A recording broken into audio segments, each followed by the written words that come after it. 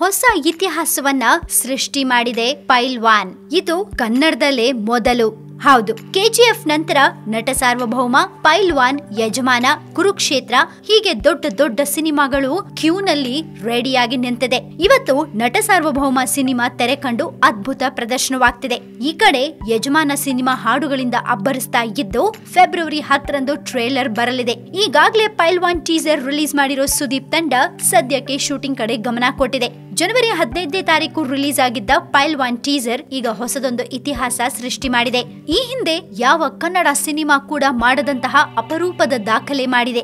ಏನಿದು ಪೈಲ್ವಾನ್ ದಾಖಲೆ? ಇತ್ತೀಚಿನ ವರ್ಷಗಳಲ್ಲಿ ತೆರೆ ಕಂಡಿದ್ದ ಕನ್ನಡ ಸಿನಿಮಾ ಟೀಸರ್ಗಳ ಪೈಕಿ ಪೈಲ್ವಾನ್ ಟೀಸರ್ ಅತಿ ಹೆಚ್ಚು ವೀಕ್ಷಣೆ ಕಂಡಿದೆ.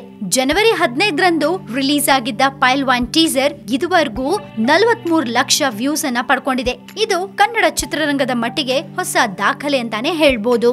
ಇದೇ ಪೈಲ್ವಾನ್ ಟೀಸರ್ ಅತಿ ಹೆಚ್ಚು ವ್ಯೂಸ್ ಪಡೆದಿರೋದ್ರ ಜೊತೆಗೆ ಅತಿ ಹೆಚ್ಚು ಲೈಕ್ಸ್ ಕೂಡ ಪಡ್ಕೊಂಡಿದೆ. 150K ಲೈಕ್ಸ್, 10K ಡಿಸ್ಲೈಕ್ಸ್ ಅನ್ನ ಪಡ್ಕೊಂಡಿದೆ. ಅಲ್ಲಿಗೆ 150K ಲೈಕ್ಸ್ ಪಡೆದ ಮೊದಲ ಕನ್ನಡ ಟೀಸರ್ ಅಂತ ಹೇಳಲಾಗಿದೆ. ಇನ್ನು ಕೆಜಿಎಫ್, ದಿ ವಿಲನ್, ಯಜಮಾನ ವ್ಯೂಸ್ ಎಷ್ಟಿದೆ, ಲೈಕ್ಸ್ ಎಷ್ಟಿದೆ? ಪೈಲ್ವಾನ್ ಸಿನಿಮಾ ಟೀಸರ್ ವೀಕ್ಷಣೆ ಮತ್ತೆ ಲೈಕ್ಸ್ ಸಂಖ್ಯೆ ನೋಡಿದ ನಂತರ ಈ ಹಿಂದಿನ ಸಿನಿಮಾಗಳು ಎಷ್ಟು ಪಡೆದಿರಬಹುದು ಅನ್ನೋ ಕುತೂಹಲ ಕೂಡ ಹುಟ್ಕೊಂಡಿದೆ. ಹಾಗ್ ನೋಡಕ್ ಹೋದ್ರೆ ಕೆಜಿಎಫ್ ಮೇಕಿಂಗ್ ಟೀಸರ್ ಬಿಟ್ರೆ ಬೇರೆ ಟೀಸರ್ ಬಿಟ್ಟಿರ್ಲಿಲ್ಲ.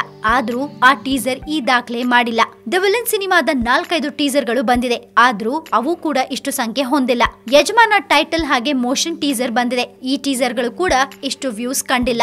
ಬಹುತೇಕ ಕೊನೆಯ ಹಂತ ಶೂಟಿಂಗ್ ನಲ್ಲಿರುವ ಪೈಲ್ವಾನ್ ಸಿನಿಮಾ ಸಮರ್ ಹಾಲಿಡೇಗೆ ತೆರೆ ಮೇಲೆ ಬರುತ್ತೆ ಅಂತ ಹೇಳಲಾಗಿದೆ. ಹೆಬ್ಬುಲಿ ಖ್ಯಾತಿಯ ಕೃಷ್ಣ ಈ ಸಿನಿಮಾವನ್ನ ನಿರ್ದೇಶನ ಮಾಡಿದ್ದು ಆಕಾಂಕ್ಷ್ ಸಿಂಗ್ ನಾಯಕಿಯಾಗಿ ನಟಿಸಿದ್ದಾರೆ.